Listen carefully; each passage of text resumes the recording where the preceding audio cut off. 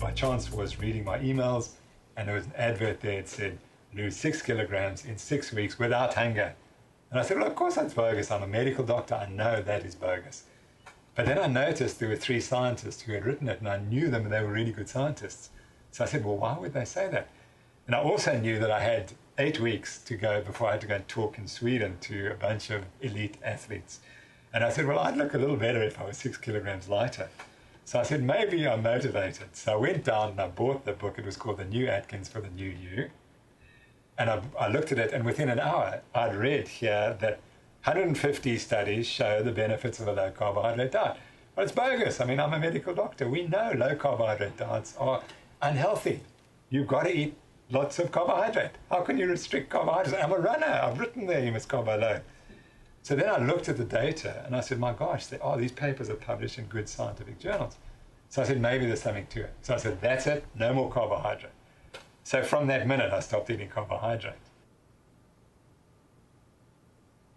In the next 8 weeks before I got to Sweden, I dropped 11 kilograms, and I looked fantastic, and my running started to recover. And then after 3 months, on 1 week, my running just took off. It was astonishing. I couldn't believe it. I started running as I had 20 years before. My times came dramatically down. And so I said, well, there's something miraculous happening here. And I said, eventually I'll share it. And it took me 5 months to get the courage to write an article on it. And I wrote the article called Against the Grains. And I began with, I said, this is the most contentious article I'll ever write. I know I'm going to be castigated for it, but I must just tell you what happened. So I did. And that was the beginning of the whole journey that I've been on. I didn't start trying to convert my profession in any way. I just reported what had happened to me and thought people would be really interested and might even try the diet and see if it worked for them. But of course it's escalated since then. For 33 years, I ate the prudent healthy diet. The prudent diet is the diet that was first proposed in 1977 by the US Senate, the McGovern Commission. It was drawn up by a vegan who had no training in nutritional sciences. He was the man who decided what we should eat. And his bias was that we must cut out all saturated fat, and we must eat more cereals and grains. And that we must eat between 8 and 11 servings of grains and cereals every day. And that we must limit the amount of fat we eat, and we must limit the amount of meat and eggs that we eat. So eggs, which are the most nutritious food there is, have been relegated to a non-food, whereas refined carbohydrates, which are the real non-foods, have been elevated to the status of superfoods. We've done the exact reverse to what biology tells us is good for us. And now we've had 40 or 50 years of the change, and we've seen what the results are. Diabetes and obesity have gone through the roof, and heart failure is also at all-time record rates. And no one questions, hold on, maybe we didn't get it right. Maybe we should falsify that theory and relook at it. I've been on both sides of the argument. I've been eating the prudent diet for 33 years, and I saw in a person like myself who's pre-diabetic and carbohydrate intolerant or resistant, it's toxic. How you can tell if you're carbohydrate intolerant is you progressively gain weight with age when you eat a high carbohydrate diet. Now, if we then look at what we think carbohydrate intolerance is it's people who, when you give them carbohydrate, they can't put it into their muscles. So they have to oversecrete insulin. And when they oversecrete insulin in this condition, the carbohydrate gets into the liver where it's turned into fat. Now, at the same time, they go into what we call the hibernation response, which is they start storing fat around their bodies, and they become less physically active, and they eat more. So the problem of the metabolic syndrome is not caused by overeating. The metabolic syndrome is a form of hibernation which causes excessive overeating and reduced physical activity. The typical way that the metabolic syndrome is managed in medicine is that we look at each of your risk factors and we treat it separately. So if you've got high blood pressure, we treat the high blood pressure with medication. If your cholesterol's up, we treat the cholesterol with medication. If you're hypoglycemic, i.e. pre-diabetic, we treat the diabetes. And so we just compound and medicate whatever it is. So then you get reflux, and then that's treated with another medication. So you get people with eating handfuls of drugs. And no one questions what's the underlying cause. I cut cereals early, and the first thing I noticed was that the allergic rhinitis and the allergic bronchitis, which I would get attacks every 3 months, and which I had to treat with inhaled steroids, so they weren't minor conditions, disappeared. I haven't had an attack in 2 years. I haven't had a day's illness in 2 years. The next thing I noticed, my headaches. I used to get headaches once every week or so, and I'd take quite powerful medication. They disappeared. I haven't had a headache in 2 years. Now, I can't explain it. The third thing is I stopped using my glasses. I can't explain that either. My fourth thing was that I had reflux, with gastric reflux, which is this dyspepsia or indigestion. And it was so bad for 10 years that I thought I'm going to have an operation. That disappeared in a month. And I had irritable bowel syndrome. I've had irritable bowel syndrome since I was a child, and it disappeared. And then the energy. And I just love exercising again. I can't wait to get out and run. So the funniest thing is I'm enjoying all these benefits. And people say, yeah, you're going to kill yourself from heart disease because of your cholesterol and all this sort of stuff. And my argument is, well, why don't you try it? The most interesting effect of this diet, which I could never have predicted, was my hunger has completely disappeared. And I no longer have hunger. I will see food that I like to eat, and then I will get a mild stirring, so, okay, let's eat a lot of this food. But the old cravings, I don't get them anymore. And then I realized that most of what people call appetite is a food addiction or a food craving. So the person who gets up in the morning and eats lots of refined carbohydrates and sugar, within 3 hours they've got a craving to re-eat that same food, because the brain has been overstimulated by the insulin, the glucose, and all sorts of other neuropeptides that are influencing the brain's decision to eat. And they drive you to eat 3 hours later, and so you're hungry. But I don't get that anymore, and I could go easily 24 hours without eating without even noticing it, and I can go and run and do anything I like. So, and I interpret this as my appetite is now being driven by biology. I reduced my calorie consumption by 1/3, from 3,000 to 2,000 calories, and I'm not hungry.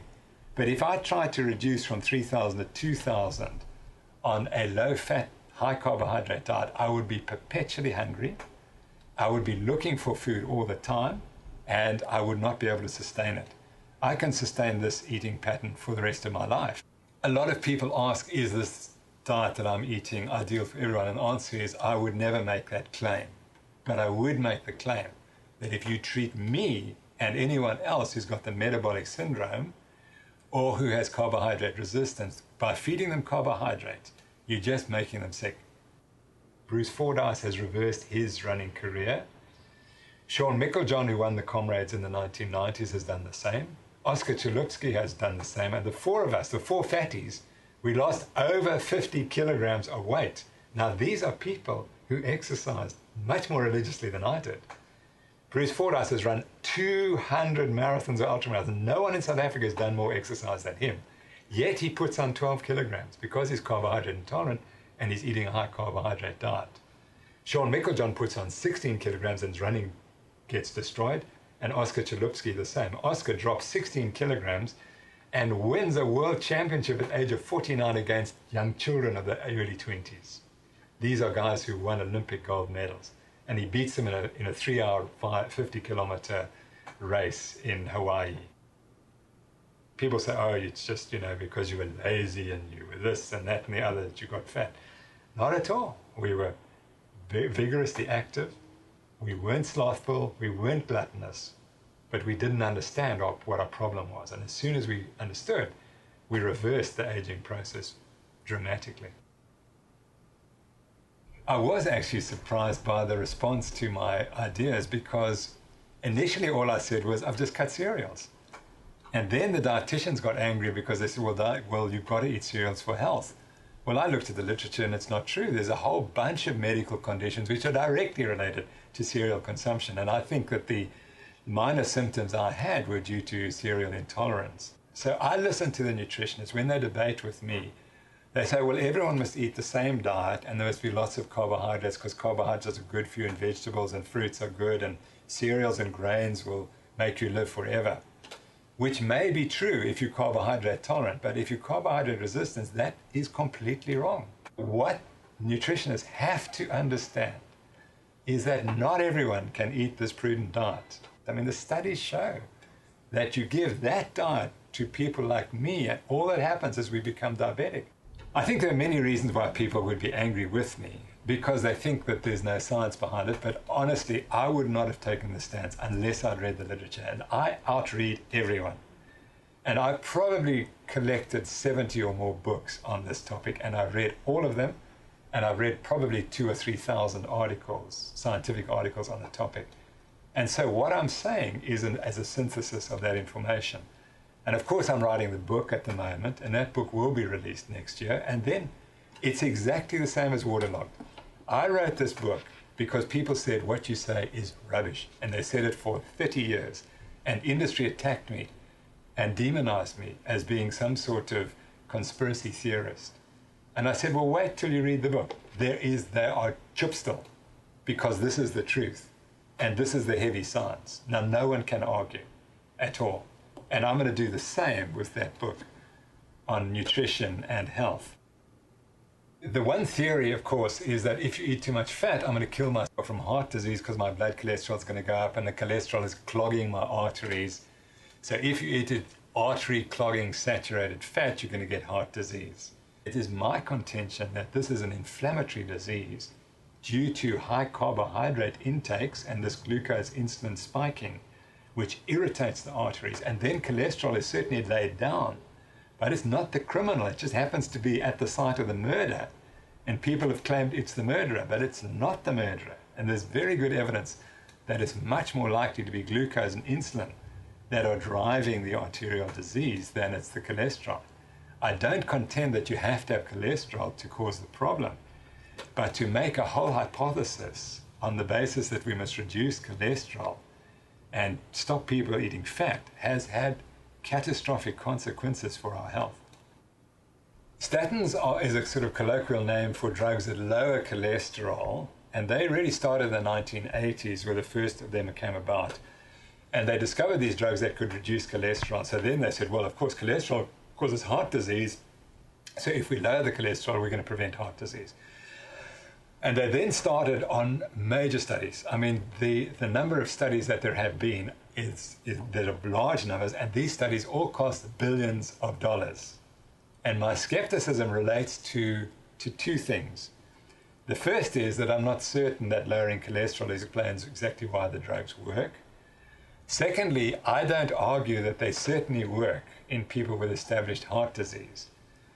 But in healthy people, I want to see what's the magnitude of the effect. In one study, the benefit was one patient in 100 got benefit from this medication. So 99 people took the drug and got no benefit whatsoever. But yet they're at high risk because these drugs are very potent. And cholesterol is a very, very important chemical in your body. And once you start tinkering with it, you don't know what the long-term consequences are. And so the claims are made by the cardiologists that these drugs are now generic and they're cheap. They're not cheap. The sales of these drugs are $29 billion a year. That is not a cheap drug. They have no side effects, which is bogus. Most people stop taking them within a year because of side effects. And then finally, they never put them up against anything else. I'm convinced that there would be good evidence if you put people on high-fat diets and got them to exercise, you would have a much bigger effect than the statins have ever achieved. But it's too difficult. You see, it's much easier just to give a statin, and then the patient believes, oh, you see, my risk of heart attacks reduced 30%, so that means I'm never going to have a heart attack. That's utterly bogus. You're still at high risk. You've reduced it slightly, but you're still at high risk. And you better get out there and check your glucose tolerance and see if you've got the metabolic syndrome and see if you're hyperglycemic and so on. And become physically active, because otherwise it's not going to make much difference, that statin. I every day receive a letter from someone saying, thank you for saving my life. And the most recent letter I received was from a doctor in Caledon, a general practitioner. And he says, Professor Noakes, 4 months ago, I weighed 120 kilograms. I heard you speak on television, and I immediately decided I was carbohydrate intolerant and with the metabolic syndrome. At the time, I was medicated for 5 conditions. The 5 we've mentioned, he also had atrial fibrillation. His heart was beating irregularly, and he was taking that medication, and he had gout. He said, 4 months later, I've dropped all my medication, weight has gone down 20 kilograms, and I've dropped every single medication. My blood pressure is normal, my cholesterol is normal, my diabetes is normal, my gout's gone, my atrial fibrillation is gone. I do not need any medication. I now understand what you're talking about. He says it's completely changed my approach to medicine. And what I'm doing with the people in Caledon is to find how can I get the poor people eat more protein and fat. It's the poor people who take the burden of ill health because they have massive rates of diabetes, and the women have breast cancers and other cancers, all of which are nutritionally based. So what would I like to achieve? Very simply, I now believe from what I've read, the 70 books that I've read, is that nutrition is a critical determinant of our health. And I would estimate that something like 80% of the chronic illnesses that we currently experience are due to nutritional problems. Now, I was not taught that, and it's not being taught in any medical campus that I know about. In my view, I've probably affected tens of thousands of South Africans simply by making this stance. And I would have thought that people in my profession would say, thank you, Tim, for elevating the profile of our profession and for doing something for so many people. I'm happy that I can control my weight and I can control my hunger. And I'm very proud about that. And that's what I'm trying to tell the people.